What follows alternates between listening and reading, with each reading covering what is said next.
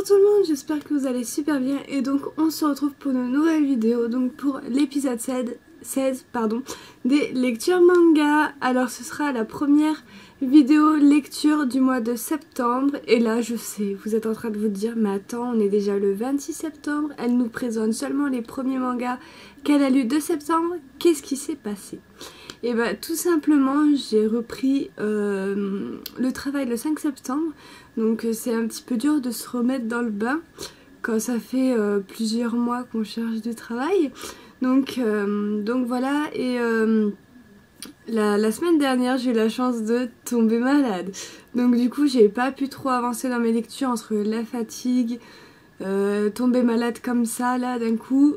Donc voilà, donc du coup maintenant que ça commence à aller mieux, que je commence un petit peu à retrouver le rythme du travail, je vais bien évidemment aller plus vite dans mes lectures. Donc du coup voilà, je pense que vous aurez 1 à 2 vidéos lecture manga dans une semaine pour rattraper tout mon retard. Et donc on va commencer tout de suite par les shoujo. Donc vous allez avoir 4 shoujo, 2 shonen et 1 seinen.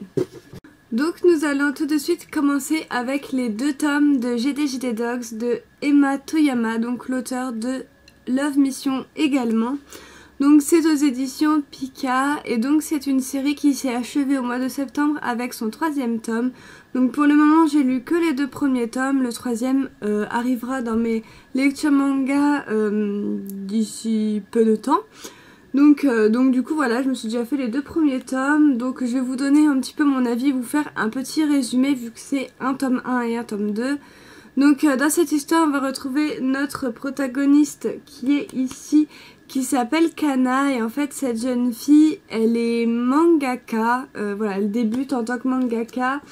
Et elle galère beaucoup parce que son manga se retrouve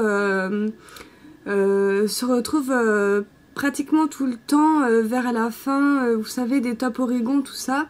Et donc si elle n'arrive pas à remonter le score de son manga, elle va se faire plus publier quoi. En gros son manga il va être poubelle quoi. Et donc du coup Kana va décider de retourner au lycée dans un cursus spécialisé mangaka. Donc là-bas elle va faire la rencontre de 3 jeunes garçons qui n'y connaissent strictement rien. Tout ce qu'ils ont en commun c'est la passion du manga. Voilà, ce sont des simples otaku qui adorent lire des mangas, regarder des animés, tout ça, mais voilà ils savent même pas, ils savent même pas dessiner un manga et tout. Et donc ils vont demander à Kana de devenir son maître. Alors ce que j'ai aimé dans ce petit shoujo là, que je trouve assez original pour le coup, c'est que on a plein de chapitres. Voilà, c'est découpé en plusieurs chapitres. Je crois que dans le premier tome vous devez avoir 13 ou 14 chapitres. 13, voilà, vous avez 13 petits chapitres et à chaque fois vous allez retrouver des gags avec ces 3 garçons et Kana. Donc je dirais pas que c'est vraiment le shoujo ultra révolutionnaire, le truc, voilà, le manga clairement il ne casse pas 3 pattes un canard, mais je l'ai trouvé très rafraîchissant et surtout très drôle, bourré d'humour. Voilà, je me suis vraiment bien éclatée à lire ces 2 tomes. Donc voilà, si vous aimez les lectures, les shoujo qui sont un peu je dirais pas gnangnan, mais il n'y a pas vraiment un scénario en béton, un fil rouge, tout ça. Donc voilà, c'est juste pour passer un excellent moment de lecture, à se fendre la bille sur le métier de mangaka avec 3 clowns qui sont là et qui n'y connaissent rien. Franchement j'ai adoré, j'ai hâte de voir la fin parce que dans le tome 2 voilà il se passe quelque chose où voilà Kana commence un petit peu à se faire à ces 3 clowns qui sont 3 garçons qui n'y connaissent rien et tout. Voilà, elle commence à s'y faire. Et elle commence même à bien les aimer, mais le problème c'est que sa série dégringole de plus en plus. Et au tome 3, on se demande est-ce que sa série va remarcher tout ça, ou alors est-ce que sa série va se faire arrêter tout bonnement et il n'y aura plus de Kana. Donc voilà, j'ai hâte de voir le tome 3 parce que les 3 garçons sont avec elle, ils veulent l'aider, tout ça, qu'elle y arrive dans sa série, tout ça. Donc voilà, j'ai hâte de voir comment quand même va se terminer ce manga, mais en tout cas je peux vous assurer que vous passez un excellent moment. En tout cas moi je regrette absolument pas de m'être procuré GDGD Dogs, donc voilà, c'était super. Donc voilà. Ensuite, je me suis lu le 11e tome de LDK de Ayu Watanabe aux éditions Pika. Et également, il y a beaucoup de Pika dans cette vidéo lecture manga. Donc cette série est toujours en cours avec 21 tomes et le 12e tome paraîtra le 2 novembre 2016. C'est un shoujo de genre comédie-romance. Donc dans ce tome 11, on a toujours la continuité de notre tome 10. Donc c'est-à-dire que Aoi dans ce tome 11, elle va un petit peu découvrir le passé de Shusei et de Haru. Puisqu'il faut savoir que dans le tome 10... nos deux amoureux là, Aoi et Shusei, avaient repris le lycée, donc du coup ils ont changé de classe et on découvre de nouveaux personnages. Et donc on y rencontrait Haru qui paraissait assez méchante envers Shusei, mais il s'avère qu'elle est tombée follement amoureuse de lui. Et donc du coup on va voir tout ça dans ce tome 11. Voilà, on va voir un petit peu les angoisses de Aoi puisque c'est la petite amie de Shusei. Donc voilà, on va voir tout ça. Voilà, j'ai pas trop grand chose à dire sur les tomes à chaque fois. Parce que c'est vrai que on reste un petit peu sur le même fil conducteur. Il n'y a pas des trucs de foufou qui se passent. Donc voilà, les dessins sont comme ceci. Je vous ai même pas montré pour GD Dogs. Mais voilà, de super beaux dessins. Donc voilà, je me suis un petit peu demandé comment le tome 11 allait finir. Bon, il finit bien, hein. J'ai toujours hâte d'avoir les prochains tomes de cette série. J'ai toujours pas encore décroché. Donc pour l'instant, tout va bien. Donc je vous montre un dessin de GD Dogs. Donc c'est aussi très très beau. On reconnaît le character design de la mangaka qui a fait Love Mission, si vous connaissez. La page couleur du tome 2. Donc voilà, de toute façon je vous ai déjà montré toutes les pages couleurs. Mais celle-là, c'est ma préférée des 3 tomes, avec les personnages masculins en mode chibi sur Kana. Je trouve ça vraiment trop mignon. Ensuite, je me suis lu le tome 2 de Alice in Murderland de Kaori Yuki aux éditions Pika. Donc cette série est toujours en cours avec 6 tomes et le tome 3 nous l'aurons le 30 novembre. C'est un shoujo de genre suspense fantastique. Alors je vais pas vous cacher que dans ce tome 2 on perd aussi d'autres personnes, puisque je vous avais parlé du premier tome dans Nouveauté manga 100% shoujo du mois de juin il me semble. Et donc je vous avais dit qu'en fait on va suivre 9 frères et sœurs qui ont des parents en fait qui ont hérité de je sais plus quoi. Qui ont hérité de tout ça. Voilà, qui deviendra l'héritier de la maison Koenji, donc en gros voilà. Celui qui hérite de tout en fait devra massacrer ses 8 autres frères et sœurs pour être le dernier survivant.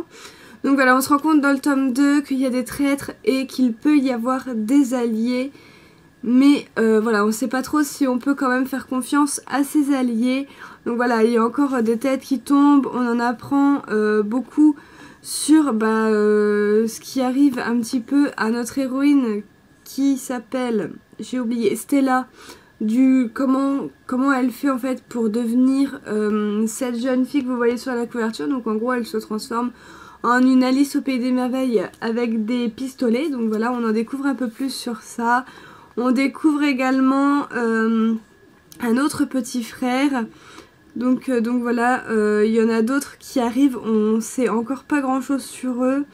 Donc voilà, comme ces personnages là, on sait pas encore trop qui c'est. Donc voilà, je pense qu'on va en apprendre encore plus dans le tome 3. J'ai vraiment hâte qu'ils sortent, c'est une série que j'aime beaucoup, qui est assez complexe. Donc voilà, Kaori Yuki fait des œuvres assez complexes. Donc du coup c'est assez complexe à expliquer, voilà, je fais comme je peux, mais en tout cas j'aime toujours autant, des têtes tombent. Voilà, l'auteur n'hésite pas à tuer certains de ses personnages.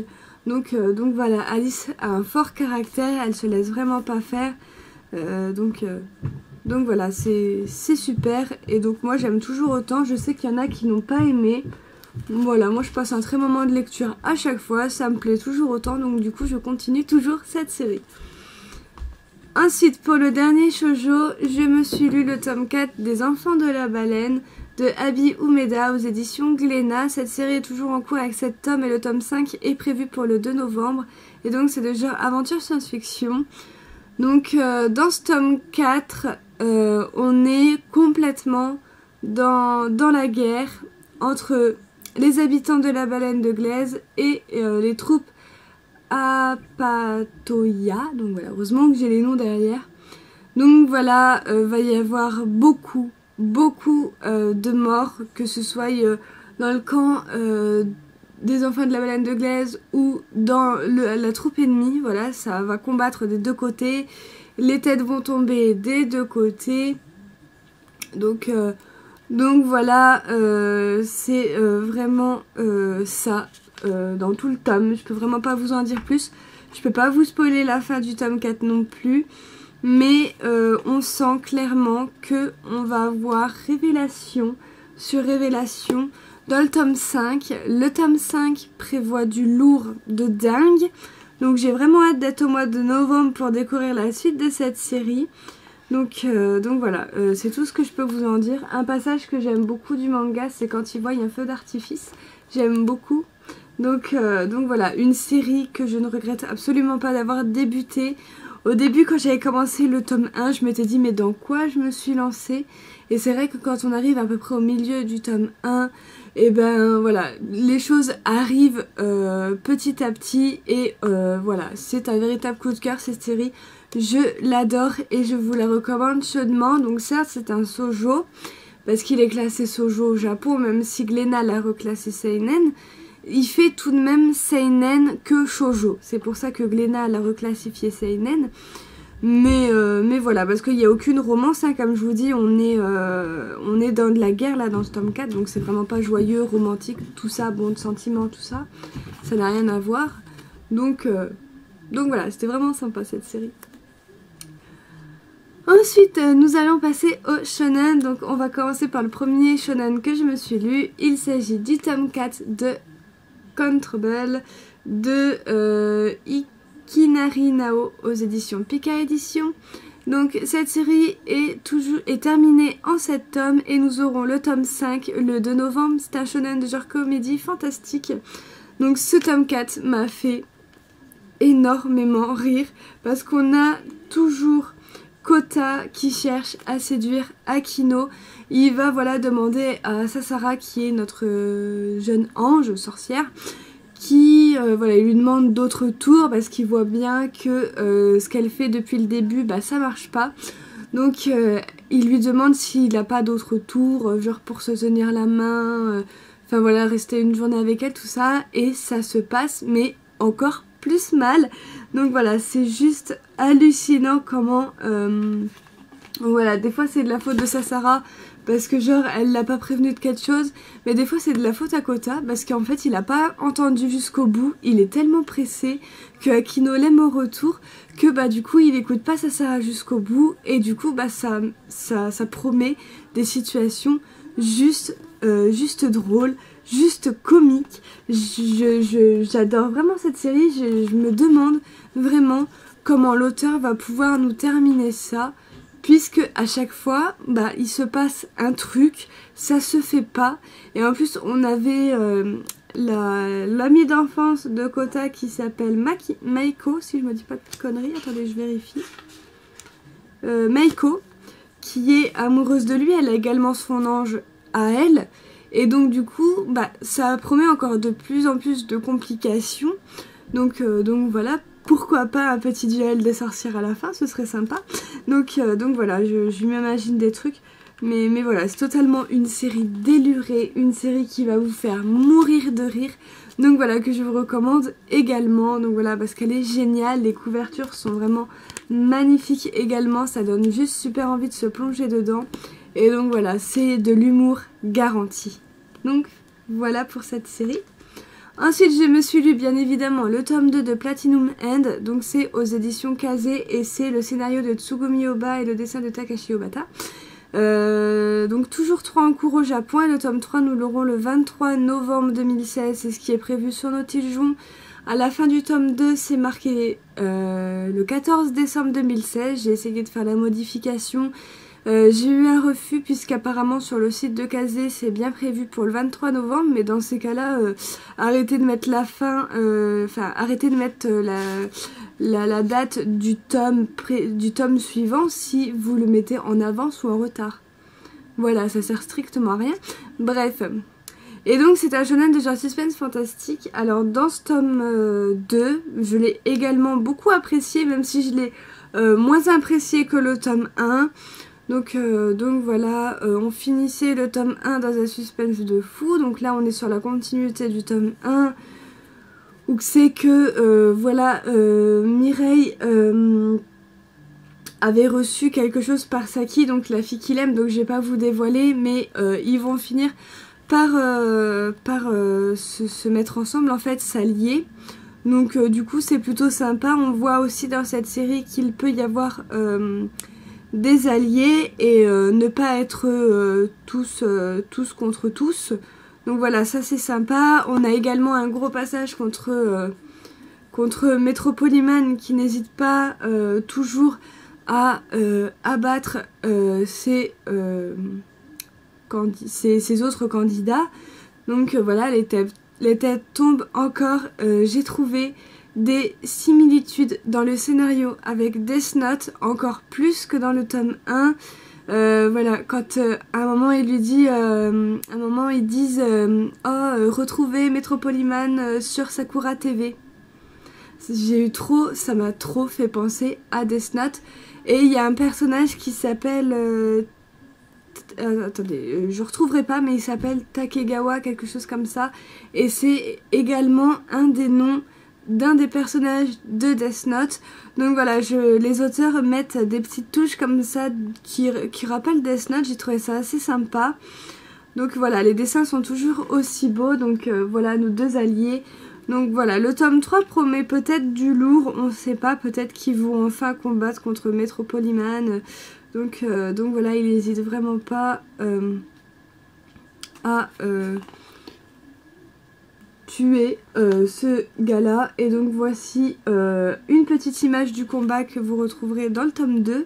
Donc voilà, il y a un combat avec Metropoliman.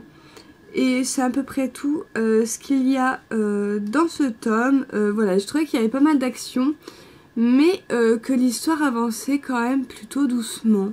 Donc après c'est que mon avis, mais tant mieux si ça avance doucement. En tout cas ce tome 2 a été très plaisant, pardon.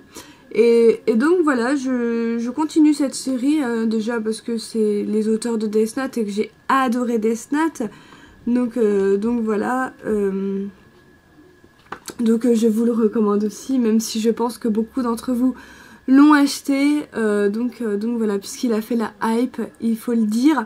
Donc voilà, je sais pas si vous pouvez voir avec le soleil le tome qui brille, mais voilà, c'était sympa, le tome 2 de Platinum End. Et donc j'attends vivement le 3, j'espère juste qu'il y aura un petit peu plus d'action et un petit peu plus de pages avec nos héros, parce que là on se concentre vraiment sur Metropoliman. Et c'est pas que je m'en fous, mais parce que ça apporte quand même quelque chose à la série, vu que c'est un petit peu le gros méchant. Mais je m'attendais pas tout de suite, en fait. Je m'attendais à ce qu'on reste plus sur notre héros, Mireille. Et finalement pas du tout, donc j'espère qu'on le reverra un petit peu plus souvent dans le tome 3. Voilà. Et donc ensuite pour le dernier manga que je vais vous présenter dans cette vidéo, il s'agit du tome 2 de Awaken de Hitori Renda aux éditions Kiyun. Donc c'est toujours en cours avec 5 tomes et le tome 3 nous l'aurons le 10 novembre. Ça c'est naine de genre suspense horreur fantastique. Donc là on avait également un gros suspense de fou dans le tome, à la fin du tome 1. Donc on est pareil sur la continuité du tome 1 où c'est qu'il se passait un truc de fou.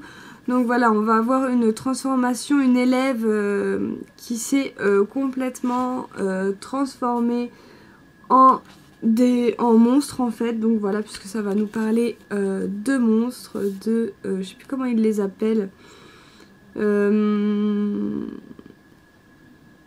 Je sais plus. Et donc on va toujours suivre notre éveillé, donc notre Awaken.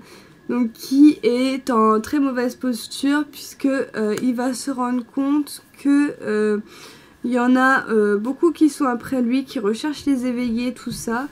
On va en apprendre un petit peu plus sur le virus qui fait ces choses-là. On va en savoir un petit peu plus.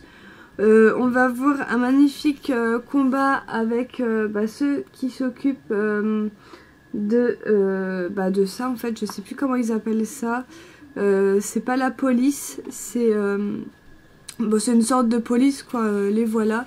On va apprendre un petit peu plus sur eux, sur le passé de cette jeune fille, mais on n'en sait pas encore tout à fait. J'ai trouvé le tome 2 vraiment en dessous du tome 1. Voilà, je m'attendais vraiment beaucoup à mieux. Donc là, je suis assez mitigée pour ce tome 2. Pas qu'il ait été nul, mais je trouve qu'on manquait de révélations. Tout se passait beaucoup trop vite pour moi. Donc voilà, des fois, je me disais, mais attends, on est où là? Donc je reculais d'une page, puis je me suis dit, j'avais l'impression des fois qu'il manquait des bouts au scénario et du coup des fois je me retrouvais un petit peu perdue, mais voilà. Donc après je vais quand même attendre le tome 3 parce que c'est vrai que tous ces phénomènes étranges m'interpellent. Je me demande mais qu'est-ce qui peut se passer ensuite hein? C'est vrai, j'ai lu le tome ce matin, je me rappelle déjà même plus de ce qui se passe à la fin pour vous dire. Ah oui, on a un truc dégueulasse à la fin. Bon, donc voilà, on va bien voir ce qui va se passer dans le tome 3. Donc voilà, c'est tout ce que je peux vous dire sur cette série. Donc voilà, mis à part que la couverture est magnifique, j'ai trouvé le scénario un petit peu fouillis comparé au premier tome qui était vraiment un tome d'introduction qui nous disait voilà, on va parler ça, il va se passer ça, va y avoir des gens pour ça. Donc voilà, va y avoir les éveillés parce qu'ils ont une mission, il faut qu'ils retrouvent ceux qui ont été contaminés. Voilà, et dans le tome 2 j'ai l'impression que ça commence à être le bordel. Donc voilà, mais sinon c'était quand même un tome sympa, mis à part que je me suis perdue 2-3 fois. Donc voilà, ça va. Donc du coup, voilà, en tout cas j'espère que ma vidéo vous aura plu. Si ça a été le cas, n'hésitez pas à mettre un petit j'aime, à mettre tous vos avis en commentaire. Moi je vous retrouve très bientôt pour une prochaine vidéo. Bye!